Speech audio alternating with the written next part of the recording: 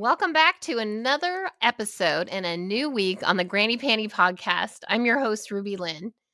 Don't forget to hit subscribe before we get started. And also, if you'd like to follow me, you can go to RubyLynne.com. This week's guest is amazing. She's been in the business 23 years. Not only did she start right off in adult content, she eventually formed her own studio and her own websites, and currently is working on a project where she has developed her own CBD line. Help me welcome Sara Jay. Sara Jay is in the house today on the Granny Panty Podcast, and I am so excited to get to know you better. Thank you. Just formally met you at AVN in January. I just kind of sidled up to your booth when you were signing, and I just wanted to say hi to you. But thank you so much for joining me today and taking that time. Absolutely. It's my pleasure. Thanks for asking me on. How was your AVN? As compared to other years, I've been kind of asking folks that. Yeah, I think I'm over it. Yeah, just to be honest, I think I'm over it. And not just me, but I feel like the whole thing is kind of antiquated. Okay. Especially having a little break and everything kind of gave me a moment to reflect. Mm-hmm. And there's really no need for an AVN Expo anymore. AVN Expo was always a place where all the large companies would come and show off all their products and all their biggest hits for the year and their new stars and all that stuff. And we don't have so many big companies anymore. Most of the smaller companies are well represented at Exoticas, where it's a merchandising show, so you can actually profit. Vegas has never really been a great profit of a show. For many years, you weren't even allowed to sell merchandise. So even selling things is kind of new. And I think a lot of people that are in Vegas, they don't want to pay that kind of money to come into an expo and then have to pay to get autographs or pay to get, merchandise and stuff. So I think that it needs to be revamped, if not just let go and maybe we just keep the awards. It just feels why are we doing this? I'm only 3 years in this industry. It was my first AVN, but I did feel like there's so many independent creators, and I think fans have access to us creators now through, OnlyFans and fan sites and that kind of thing, that I think you're right. I personally was a little disappointed, but then I'm used to the Exotica style of an event Mm-hmm. where it's all in one big room. And so that was kind of frustrating for me, especially if I wanted to go talk with someone that was signing. Okay, are they at the AVN booth in this room? Are they across the building at this one? It was a little hard. Yeah, it's been kind of disjointed the past, ever since they moved it to the Hard Rock. It felt a little bit disjointed where everything was in all these separate rooms and stuff. And that was a hard hurdle to come over anyway. But now it's disjointed. It's at a new venue that is obviously not very friendly to us because, it was very hard to find the expo. It was very, very hard to find the expo for fans and stuff. So I also think, just in a business sense, it wouldn't surprise me if we don't have one next year.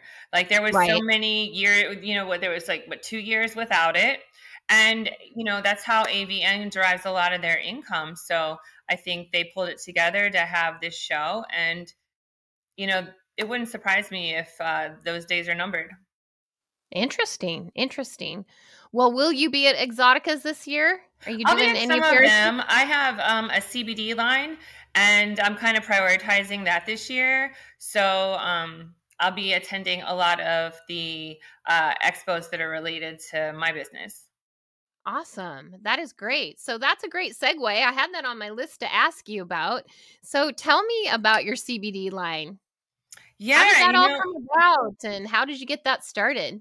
I've always been, an advocate for the cannabis industry and somehow tied into the culture in, a lot of different ways. And when they were able to legalize CBD by, doing all the research and extracting, now they can extract like all these different chemicals out of it to, it's fascinating. And, that just is proof that legalization forwards progress when it comes to like research and plant medicines and things like that.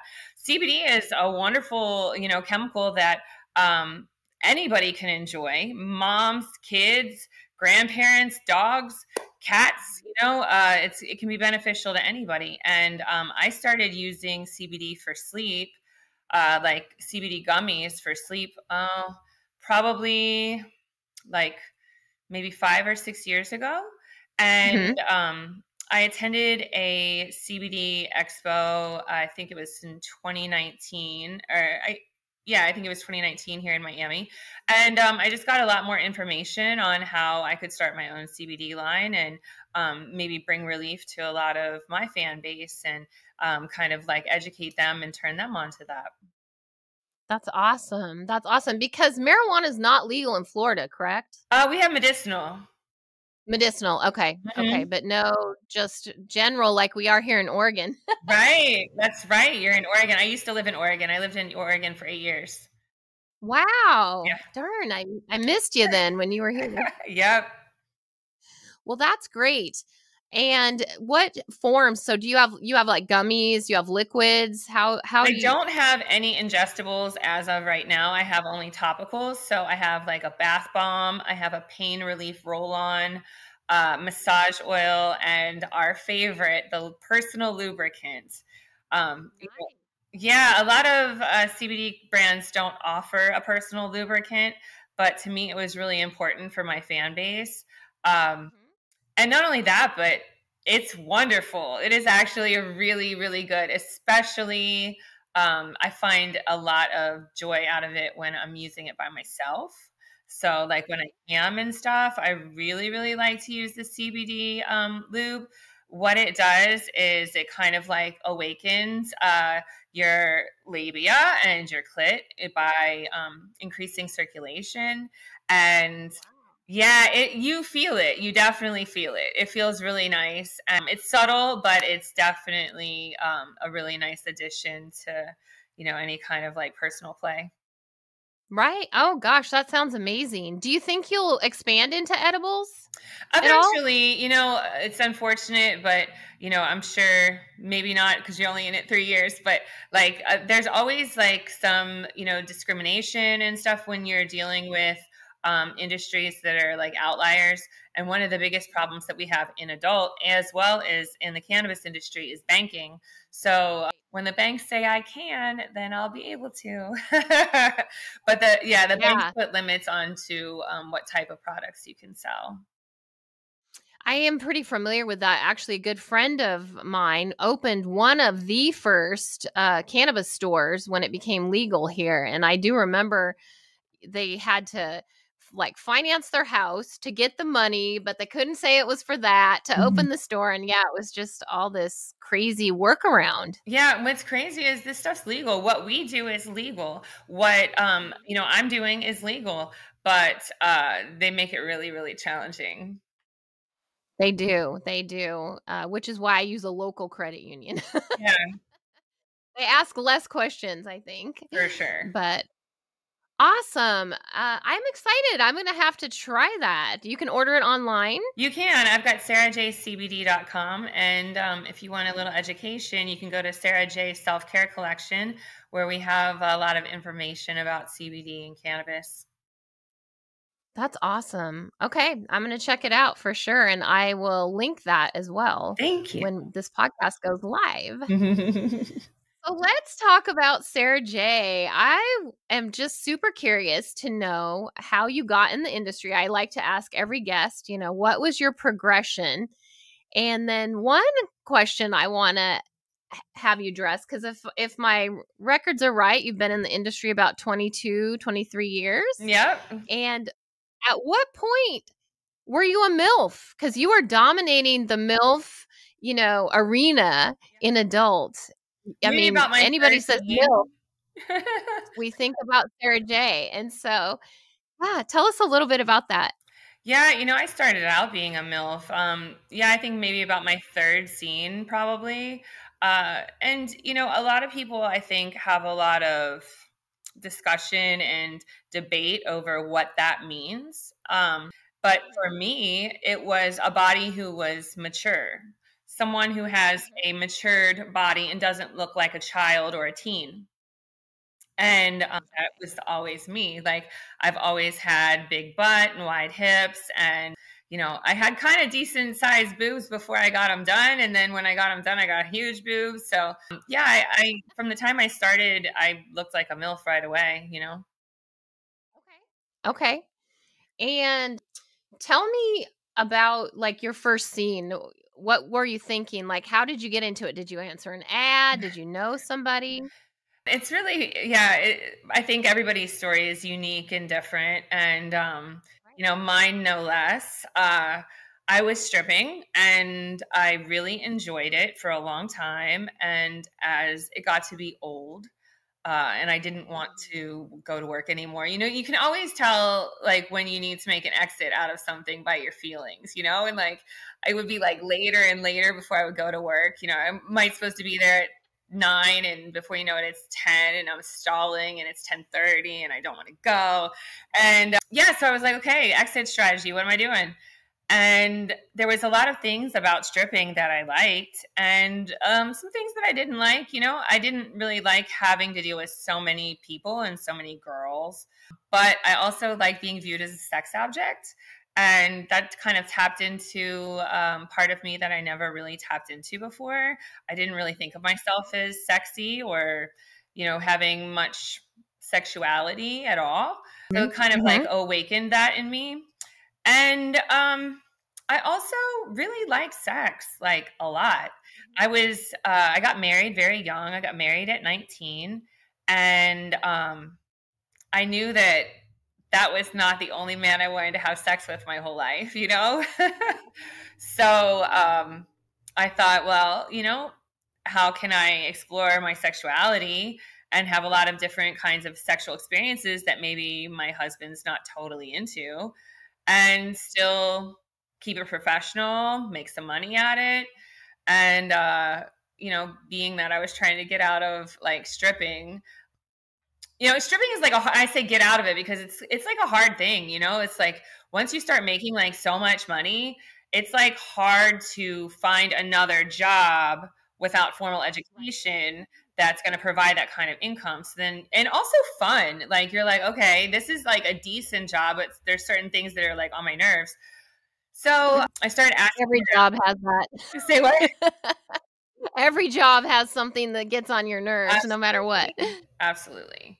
I put some thought into it, and I was like, I wouldn't have a problem doing porn, like at all. I didn't really watch porn, but I love to fuck.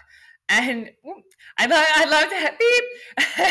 I love to have sex, and I also I really felt like I had a mindset for it. Like I was able to kind of compartmentalize my personal life, separate from anything else. And I don't think that everybody can do that. And I feel like, as silly as that sounds, I feel like it's a talent, especially for this business, to be able to separate and compartmentalize your feelings and your desires and, your on-camera activities. And so I started asking around, and I found some girl who was in the industry and didn't really help me a lot, but gave me a couple names, and I did my first scene. And I was so excited. It was in Vegas, and I was just like over the moon about it. Like I was just like, yes, this is it. This is it. And it was awful. It was awful. Like whoever put us together, like the other male talent, he was brand new too, and neither one of us knew what we were doing. And I was like way overzealous. I definitely scared him to death.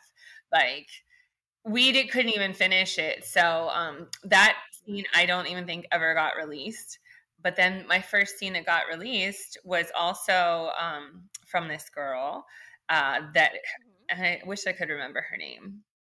Celeste. That's all I remember.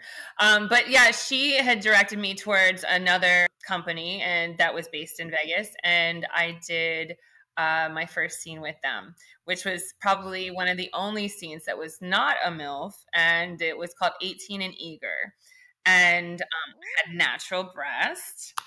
And yeah, it wasn't awful, but I didn't really understand the concept of what my job really was. Like I think everybody has like maybe a delusion of what it is, and I definitely thought that I had to be the best at sex. That's what I thought, is that I really needed to perform. Like I need to do the best job I can do. And the poor gentleman, he finished up in about 3 minutes. And they were like, oh, well, we still need like 30 minutes of film at least. Right. I was like, oh. Huh. I didn't realize that. I was just like, yay, done. And yeah, so we had to kind of like shoot the whole thing over, and it wasn't like a bad experience at all. It was just like a kind of awakening, like, okay, you're good at what you do, but maybe a little too good. So you gotta fluff them along a little bit, Sarah. Yeah, kind of draw the whole situation out, So yeah, that kind of was like kind of a dead end a little bit, nothing really led to anything after that. And I was still kind of pursuing everything. So I like to tell this whole story, even though I could shorten it up. I like to tell the whole story because it lets you know like where we are technology wise. Good. I want to hear it. I had my husband take Polaroids of me in our bedroom, like just up against a white wall, just plain nude Polaroids. And then I took those Polaroids to the library, which I walked to. I walked to the library. And I took them to the library and I scanned them in onto a floppy disk. Oh my gosh. I took that floppy disk home, and this is the infancy of the internet. So there's not a lot, if any, pay sites at this point. And most companies have sites, but they're just like informational. Like you could go to like hustler.com and you would see just like maybe the front pages of their boxes or the front pages of their magazines. And so I was sending my pictures to webmaster at, and I would go through like magazines and stuff. And if I saw like anybody's email address, whether it was a producer, a photographer, editor, anybody related to these publications, I would send them also the same pictures with like a little copy paste email, like, and I got a email back from a guy named Mike Hammer, who was producing the Exotic Dancer Awards that were held at the Mandalay Bay in Las Vegas. And at the time I was living in Vegas, so I was like, oh, that's right up the street. He's like, well, if you want, he's like, I don't know everything, but you could come up here and I'll introduce you to everybody that I know. And we'll just see how it goes. Now, the exotic dancer world isn't quite the same as the adult industry as far as like porn goes, but they do have a lot of crossover.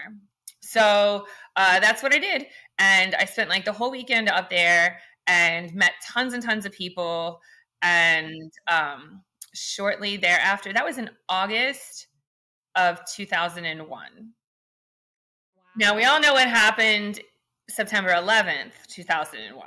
Yes. Right. Yes. And Mike lived in New York. He was visiting from New York to Vegas to produce the show. And he had contacted me right after that and was like, do you want to come up? And you can stay at my place. And I'll line up a bunch of shoots for you. And, the only thing that I ask you to do is just shoot for me for free while you're here. I was like, sure, because I wanted to do it so bad. And he was already a man true to his word so far. And he was really enjoyable to be around and friendly. And a lot of people liked him. And I felt like I was in a good space. There was going to be another girl there. And that's what I did. And so like my first like run was basically in New York doing like mostly like fetish stuff, like, bondage or like foot play and stuff like that. Mm-hmm. And Mm-hmm. from that experience, I am a great networker, and I keep like, everybody's email addresses and phone numbers. And when I was ready to go to LA, I had people to call and people to contact. And yeah, that's what I did. I would go and, shoot for some companies. And in between, when I went to LA, shoot for some companies. And in between shooting, I would sit in Jim South's office, which is like the only agent that we had back then.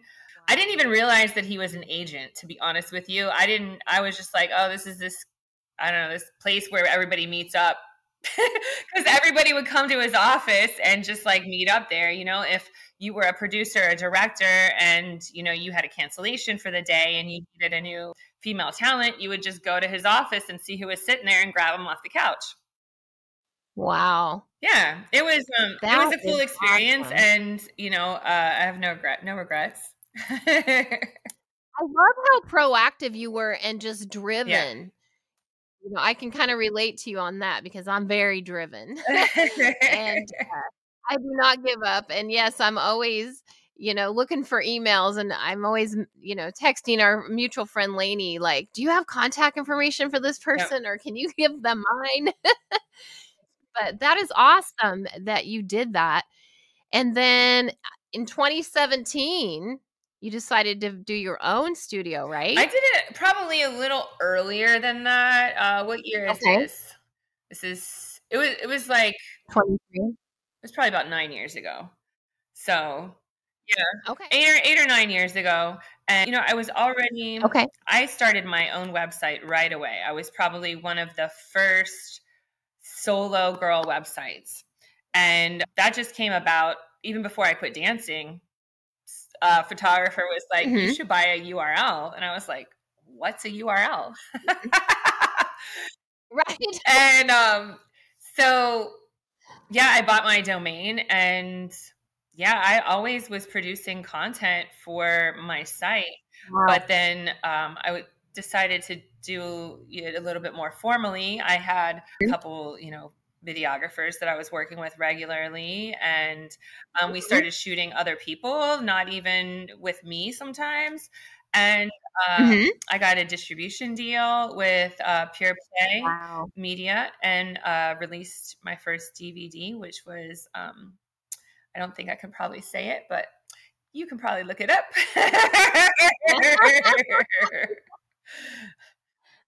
That's amazing. And Wide Side. So tell me about how that came up. How did you pick your name? I kind of have an idea, but I want to know the truth. Yeah, besides like the obvious, like, I've got a real wide side, wide angles, like, you have to, if you're going to shoot me, you got to shoot in wide angle also. But then, that's right. Honestly, it was kind of like throwback to like Wild Style, which is like a graffiti style, and just some imagery that always stuck to me through like urban culture and stuff. And we tried like a few different logos to make it look kind of like graffiti and stuff, and we kind of like ended up getting away from the graffiti a little bit, but ended up making the W look like whatever you want it to be. It could be your chest, it could be your butt, it could be your nuts, whatever. I love it. I love it. Yeah, it's such a unique name, and I love the play on the spelling. Thank you. So, current day, how often are you shooting? Are you shooting every week? Are you still shooting for other studios or just for your own? Yeah, I still shoot for other studios occasionally, primarily Naughty America. But with my company, we usually shoot about a week out of the month. And we'll shoot like 5 or 6 days out of the month generally. And then, just for my normal Sara Jay stuff that, fan content and things that I need to shoot solo by myself. I sell things like panties and shoes and stuff. So we do that probably about 2 days a month. So it ends up being about a week on camera. Okay. And do you have an OnlyFans as well? Okay. So you've got both. You've got your your independent kind of studio and then your own solo stuff. Do you shoot with other creators for your OnlyFans, or is that all strictly solo? I do, but not for OnlyFans specifically. Usually what I do is if I am shooting a professionally shot scene with my videographers at a location, we put that content on either sarajay.com or wideside.com. And then the behind the scenes footage gets put onto OnlyFans. And then personal sex footage also will be on OnlyFans, but that's all very amateur shot, just with phones and nothing too. I love that. Yeah. That is, and I think that that's pretty cool for the fans to see what I'm doing on my off time, Right. Yeah. I think, and I also think, well, I know my fans on OnlyFans love that, where they just get off the cuff stuff. Because I did a little test in that when I'm at events, I shoot more with the phone. Hey, I'm getting ready to head over to X, Y, and Z. And, would you like my outfit? I will see my income go up that week, which is funny. Yeah. So I got to make myself do it more. That's great because it's safe for work content that gets spread further. Right. And yeah, they like it. Or, try-ons, they love it. I got this outfit. What do you think? Let me try it on. But what do you think is your biggest challenge that you're facing right now in the industry or with your career? Not enough hours in the day, not enough people to help me. I feel your pain. Yeah, I honestly always feel like I've got a million great ideas and just not enough time or energy to execute them all. I literally have a list of things that I would like to do, and there's just not enough time. And you have to kind of just pick and choose what you want to do. The CBD, when 2020 happened, I hit that list up hard, and I was like, all right, we got time. What are we doing?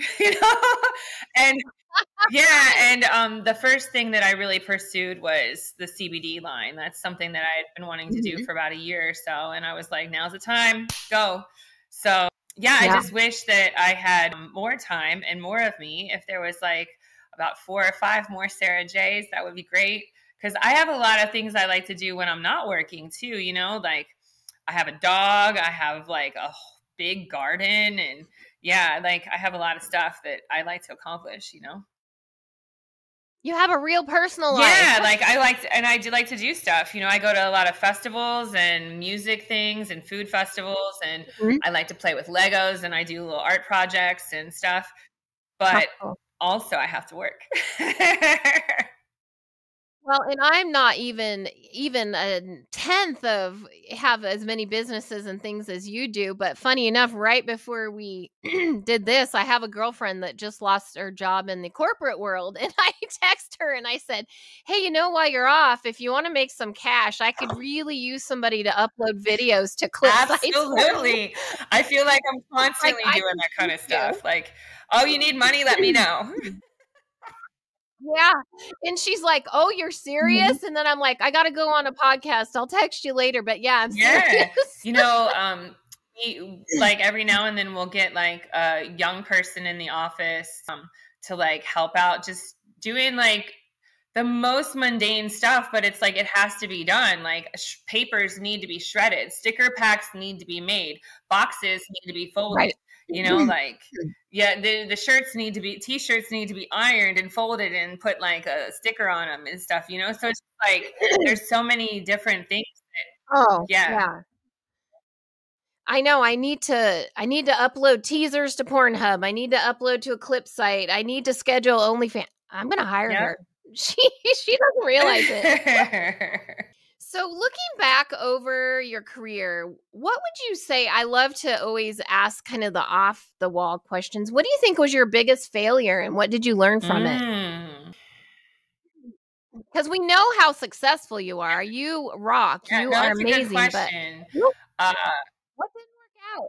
I feel like, and I don't want to say it's a specific failure. It's probably just like a character trait that probably causes me more harm than good, and that's procrastination.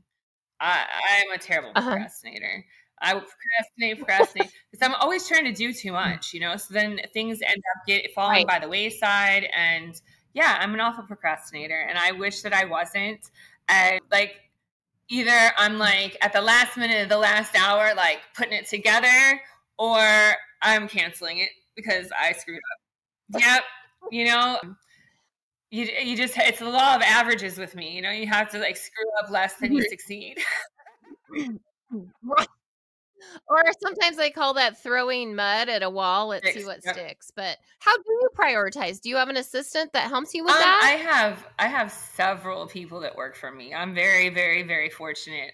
But as far as prioritizing, I kind of just do it myself. Like, for me, it's interesting because it came up with my trainer at the gym, and we were talking about the exact same thing. And it's like, I do really well if people are depending on me.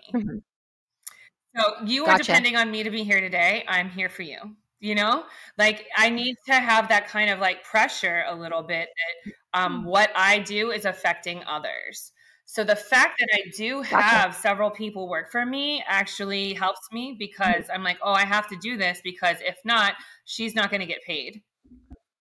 Like whether it's, I have to take panties pictures and wear the panties because I have to sell the panties because my assistant gets a portion of the panties, like, yeah. So like, in my mind, I always prioritize things that affect the most people first. I love that. I love that answer. I'm going to remember that. I have ADD, and some days the squirrels are running amok, and I'm just like, and usually the podcast is what gets priority because I know I release it every Tuesday. Because you've got all these listeners waiting for you to release it on Tuesday. Yes. Absolutely. And I'm the same kind of way. Like, the more people that are like subconsciously like pressuring me, like the more I show up. Yes. For sure. So if you also looked back and could tell your 20 or 19-year-old self something, knowing what you do now, what would you tell baby Sara Jay? Wow. Jeez. There's no need to get married.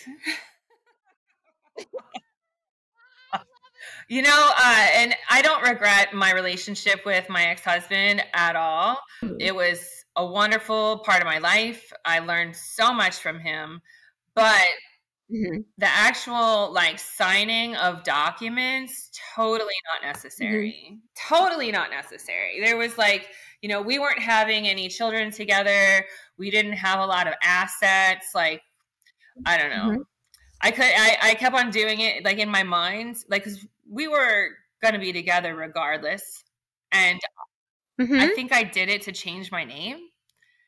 And because I didn't want my father's last name. And yeah, I could have just gotten a name change.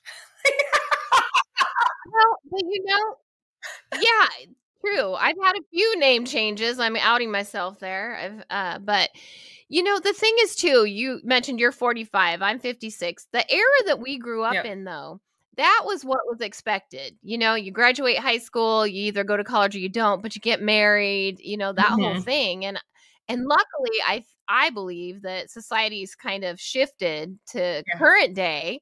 I mean, one of my adult kids has been in a relationship for, 7-8 years, and they have kids, and they've chose not to get married. Works for them, and I didn't like, I'm pretty fortunate. I didn't have like a lot of like family pressure to like live a normal square life. So that's cool. But I think even in the background, like, you kind of don't know what to do with yourself when you're, just we're human, like when you're in a relationship with somebody, you want to progress in that relationship and you want to like show them that you are serious and that you love them and that you mean what you say. And we weren't really taught any other way to do that other than get married, So I think because it was my idea to get married. It was my idea to get married. And like, I think that for me, it was like, there was no other way to show him that I loved him more than that final commitment of getting married, But now that I am a full-grown adult and I look back on it, I'm like, when you're really ready to get married, you don't need to be married. Yeah. Right. Like, you're already committed to this person. You don't actually need the papers. Like, who cares what the state says or, the government or whatever. Yeah. Right. I 100% agree with that. And yeah, it makes total sense to me. So I also like to ask my guest for a Granny Panty tip of the week. So what is a tip that it can be anything. It can be time management, health, beauty, someone getting in the industry, any kind of tip that you think is just really important to tell so I gotta viewers. Be a little cheeky because this is the Granny Panty Podcast. When you said a Granny Panty tip, right. And it is right, exactly. When you said a Granny Panty tip, my first thought is MeUndies. You ever worn MeUndies before? They're the best granny panties ever. Like, it's a brand, super soft, come in a bunch of different styles and shapes and with fun designs on them. Whenever I'm like sitting around at the house, I put my granny panties on and yeah, it's fun. So besides that though, I'll go with your gut and like really pay attention to your feelings because your feelings are going to tell you exactly everything that's going on. If you find that just like I was saying when I was a dancer, like you find that you're struggling to do something every week, you're struggling to, I don't know, you hate driving. Like every time you have to drive, you're like, oh God, I hate driving. God, I hate driving. I don't want to get in the car. I'm going to be sitting there forever. You know what? Throw that out. Don't drive anymore. Take an Uber. Right. Yeah, hire Uber. Have somebody drive for you. But the thing is like, you're not going to drive well. Like, because you're miserable, right. And it's like that same thing kind of goes with anything in your life. Just pay attention to the way that you feel about something because that's what you really need to focus on. If you don't like the way something is, you're never going to like the way something is. That's never going to change. It's probably going to get worse. And it allows you to kind of like take a step back and be like, okay, this situation is making me feel this way. I don't like it. And what can I do to alleviate this problem? And I use that with literally everything in life, whether it's a pair of shoes that I find incredibly adorable, but they're killing my feet and I just try to avoid them. Yeah, but you know what? They end up staying in the closet because you're like, oh, they're so cute. But then every time you go to put them on, you're like, oh, maybe not today. Or they cost $300 and you're like, yeah, but like maybe you should just sell them or get rid of them. Like the thing is like you're never gonna like those shoes. Like you're never gonna like those shoes.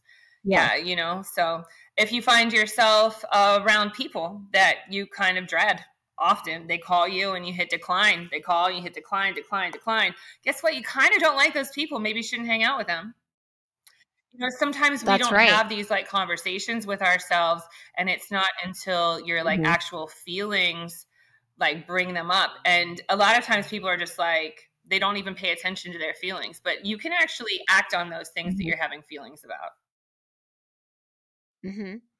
Your tip brings up a couple things that really hit home with me because I don't know if you know my story. I was a full-time social worker for 6.5 years and then worked the adult industry as my side hustle for 2.5 years. Well, last April, so almost a year, I gave up that job. I Mhm. dreaded it. I was so burned out, and just couldn't wait to clock out so I could Yeah. go cam or go make a video or whatever. And finally, the income, from the business outpaced the social work. And so, yeah, you are totally right. If you're not feeling it or you hate something, you got to Yeah, and I'm eliminate sure it, there was which probably a lot of times where you were maybe feeling guilty or like, oh, I went to all this school and I spent all this money and time and effort and energy and I built a yeah. career and I've got a great job with like good benefits, but I hate it. Yeah. Oh, yeah. I felt guilty because I'd have my personal laptop up and I would be working OnlyFans and, between clients. But that is such a great tip. Of Thank you so course, of much. course. As we close up, tell people where they can find you. Well, if you don't know already, you can always go to sarajlinks.com, which is my link portal. And pretty much everything I do is on there, whether it's selling t-shirts or shoes or panties or my scenes or anything that I'm doing. I've got a video game. I got all kind of stuff. It's like the one-stop Sara Jay shop. I love that. Yes, I do that same thing. I have one link and it's like it's all Yeah, things Ruby. perfect. So all things Sarah. That is so awesome. Any final words? Anything that we should know? I know the CBD is your Yep, focus this year. You kind of said it building is. that. Will you be at Exotica Chicago or are you waiting more for like the Yeah, 420 I'll probably be at expos? some 420 expos. I'm looking at the Merry Fest in New York, and I've got some Okay. relationships with some dispensaries there. So that's most likely what I'll be doing around 420. But I will be at the New Jersey for sure, possibly the DC. But Okay. I'm releasing a new site this year, wideside.com, which is just the Oh, scenes that I've produced and directed, and I'm not actually in. So, really looking forward to getting that off the ground running. But yeah, that's about it. Like I'm just taking this opportunity that we've had in the past few years to kind of like reorganize and refocus and mhm. uh, 22 years is a lot. It's a lot of time in this It industry. I've is. done a lot of things that I wanted to do. So I feel like maybe easing my foot off the gas on the adult stuff is okay for this year. Mhm. Mhm. Yeah, there's nothing wrong with that. And you have just built such an amazing career. I really look Thank up you. to I you. appreciate So, it. well, thanks again for taking the time to be on my show. I was excited to just chat with you because, AVN didn't have No. time for that. And That's so, another thing we need to do at AVN and more networking, like it really lacked a lot of yes, networking too. it did because for me, we use events to shoot content with others because in Portland, Oregon, Sure. it's dry out here. I mean, there's maybe a two or three handful of creators, but they aren't necessarily in Mhm. my niche either. So, it's dry. So when we go to events, we use it. So if you're shooting content, I did some live streaming with Chatterbait. I mean, but the Yeah. time was gone. But you are right. I wish more networking. So we'll put Yeah. that out there. But thank you so much. And I look forward to checking out all of your links and your new site Yeah, that's thank you so coming. much, Ruby. It was a pleasure. It was wonderful to chat with you.